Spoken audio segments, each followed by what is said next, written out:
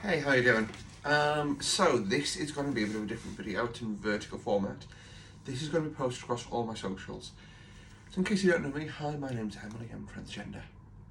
Oh no. So this is going to be a shortish video trying to sort of talk a little bit about the trans experience in the UK in 2025 and how I think we fix things, because, spoiler alert, things need fixing.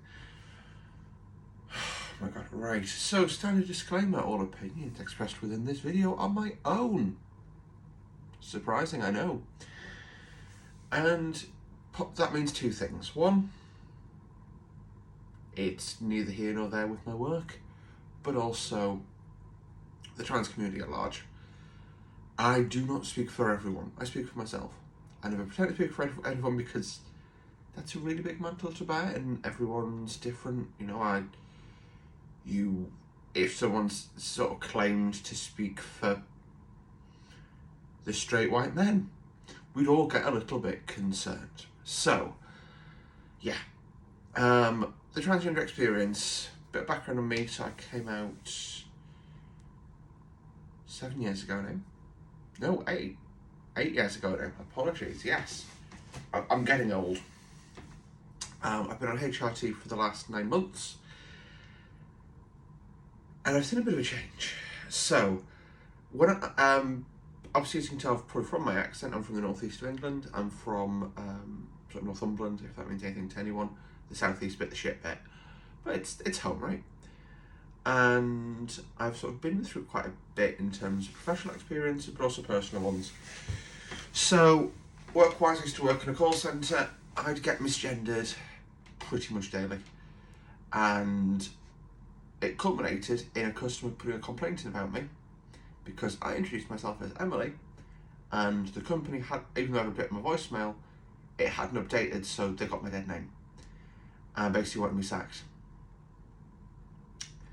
And the company that I worked for at the time, this is how broad I'm being, broad strokes, tried to get me to use my dead name on the phone whilst speaking to customers until I detailed my name because of the client, because I work for an outsourcing firm. So, most call centres you ring, you're not actually ringing the company themselves. So let's say you're ringing amazingmobilephones.net. It's probably not someone on the payroll of amazingmobiles.net who answers. There's a couple of big outsourcers out there. I'm trying to think of the one that I didn't work for, so I asked them first. But yeah, there's a lot of outsourcing firms, and that's who they most likely work for. And yeah, there was a lot of crappiness went on there. I moved to a different call centre. To be honest, I only got a thingy there for having my shoulders out at work, which, like, have you seen my shoulders? Muscle. I have no muscle, I'm just fat. That's the other thing, right? The trans advantage. What trans advantage? It's just flab. Anyway. Yeah. So I've had everything from that to, I have been a DEI hire. Oh my god, we found one. And it was an awful experience. I shouldn't have been hired into the job I was hired into. This was a different part of my career. And I was awful at it. I wasn't qualified in the slightest. I wasn't very good at it. Yeah. So that happened.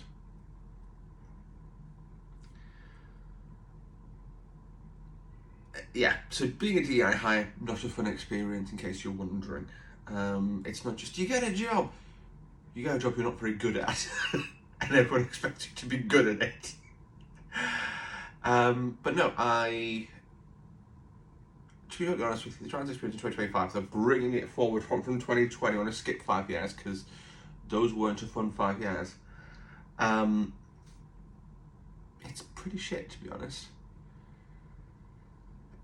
No matter, like, the biggest issues I think we face is misinformation, right? Oh my god, trans women are transitioning just to play female sports. No. There are absolutely 100% trans women who do play sports.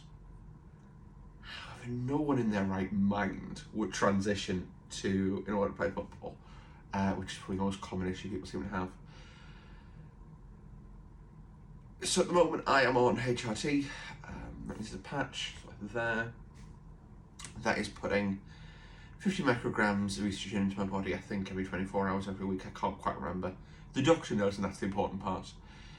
And it, to be honest with you, the more I think about it, the more I wish I wasn't trans. HRT means I now have emotions. I don't like having emotions. No one told me I was going to feel things, man. No one told me I was going to feel things. I know like, the male emotional range is horny, hungry, tired, sad, video games. That's the male emotional range.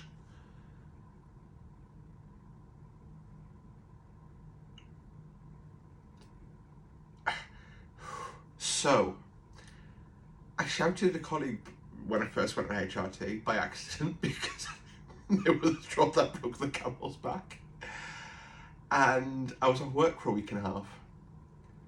And because I was like, I can't be at work. I am not in a fit emotional state to be at work. And I'm describing my symptoms to one of my friends, and she goes, that sounds like a period. And I was like, how do you deal with it on a monthly basis?